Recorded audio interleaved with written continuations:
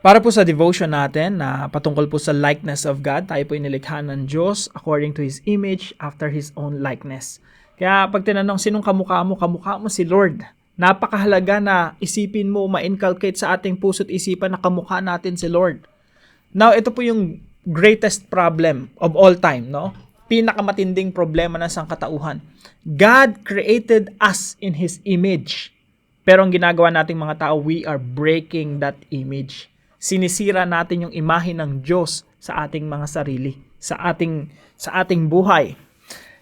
Now, isa po sa puntos natin dito sa devotion natin na ito ay tayo po ay developers.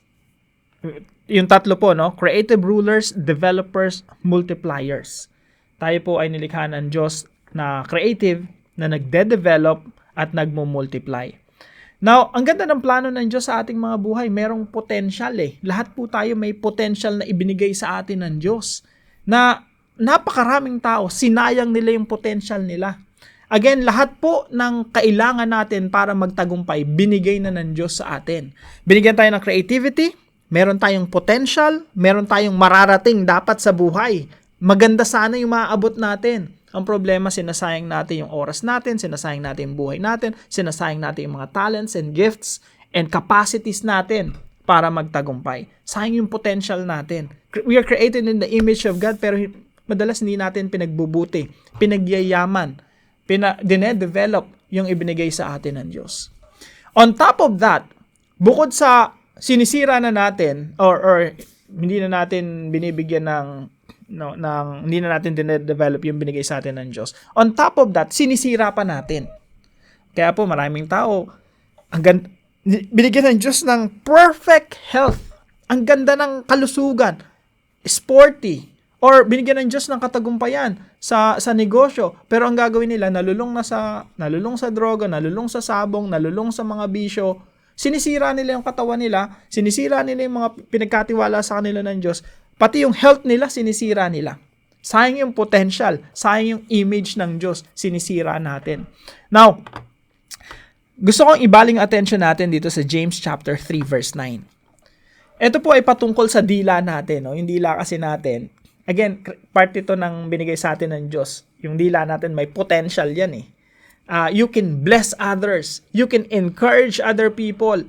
Yung sobrang lungkot na tao na gusto nang sumuko sa buhay sa pamamagitan ng dila natin, we can encourage them to carry on, to fight, to keep on, fighting for their lives and family. Now, ang problema, yung dila din natin na ito, na punong-puno ng potential, ginagamit natin sa kasamaan, sa kasinungalingan, sa pangmamata ng iba, panghahamak ng ibang tao.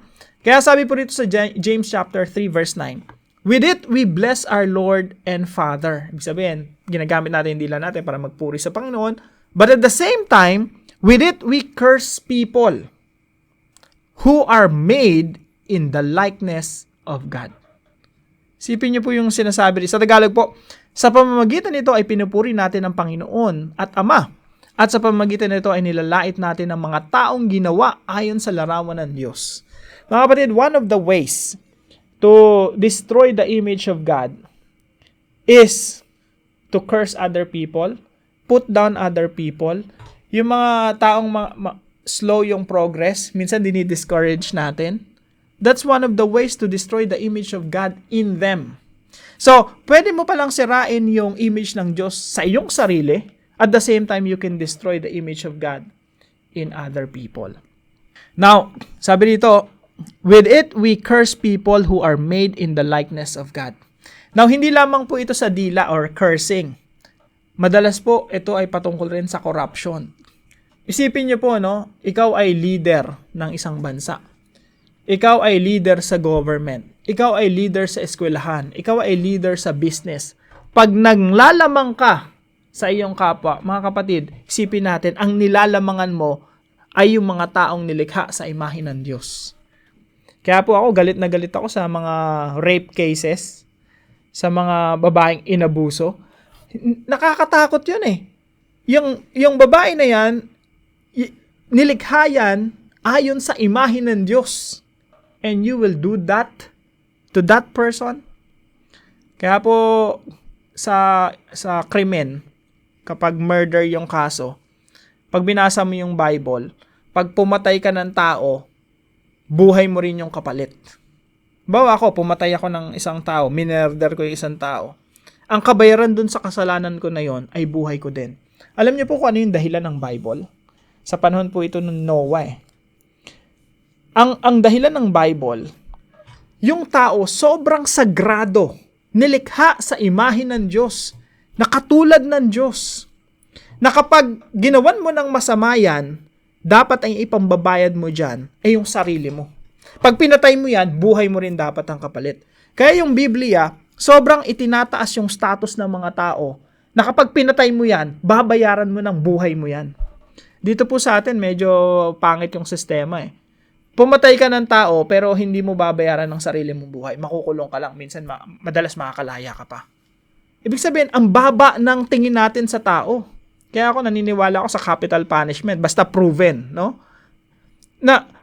Kasi mataas yung tingin ko sa tao eh. And yung Biblia, mataas din ang tingin sa tao. If you kill a person, destroy and kill the image of God. Nilikha yan sa imahe ng Diyos eh. Babayaran mo yan ng sarili mong buhay. Kaya yung Biblia, mataas yung tingin sa tao. Kaya kapatid sa atin po, no? Taasan natin yung tingin natin sa ating mga sarili at sa kapwa natin tao. Huwag natin silang tratuhin na less than what they deserve. Treat them as people created in the image of God. Treat yourself as someone created in the image of God. So, bukod sa dinedevelop natin yung ating mga sarili, we are God's multipliers, we are God's creative rulers, developers, and multipliers.